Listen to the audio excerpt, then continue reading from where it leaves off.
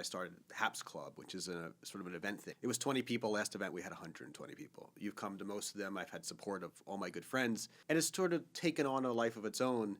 But had I measured it after the first event, would have quit. Yeah. And the same thing applies to anything we've done. You don't know what you need to do to make it a success. And I heard somewhere, I think it was Hermosi, he was saying, oh, I'll do 500 flyers a month. And his mentor said, I do 50,000. Talk to me then. Yeah. So we don't appreciate the magnitude of effort that goes into getting even one client. But once you start developing that system and seeing that cadence, things look better, it's still hard. I just learned about the Stockdale principle based from the military general, and the difference between the prisoners of war who survived and thrived versus those who didn't is the difference between optimism and belief. And the optimists did not survive. And so I think you've touched on that key word there, belief. Yeah. And there's no time limit on that. No. It's doing the work, the results will come out of that. And so what keeps you going? What keeps you fired up? I got to make a living. That's one. I believe in the city. I believe in real estate as something, one, to build wealth. I also believe it's a great thing to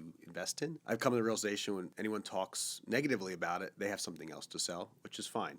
I like all the aspects of it. I get to be creative. I get to help people make a big decision, which I believe in and I care about. You get to apply all your creativity. So we're doing this right now. No one is making us have this conversation. I coordinated, found this great location with the help of Ari. You agreed to come. So you get to just come up with things and just decide how you want to position yourself in the market. And whatever you do, if you do enough of it, you probably will be successful. It doesn't matter. If you just know bathrooms better than anyone else, architecture, know how to spot the best property or the value add, or know every single developer in the city, pick a lane and work it, you can make it work. So I think it's just fun that there's no one way to be successful. And ultimately, I've always been a self-starter, and real estate gives me enough of a framework. I've attempted other businesses, product business, SaaS platform businesses. I don't know them. Real estate is more formulaic. It's challenging. I think I mentioned we're in escrow on an 8-unit building. You can leverage yourself and get better. What is it that you find fulfilling or that brings you joy with this career? I think it's always unfolding and it's never stale. So I'm someone who can't do the same thing every day. So one day you're meeting with clients, one day you're looking at open houses. You can go from a $2 million home to a $50 million home if you just want to experience it. You meet a lot of interesting people. The joke is the second industry in the city is real estate after entertainment. One day it might be number one. So everyone's curious to talk about it. And in the end, removing whether you buy or sell, where you live is important and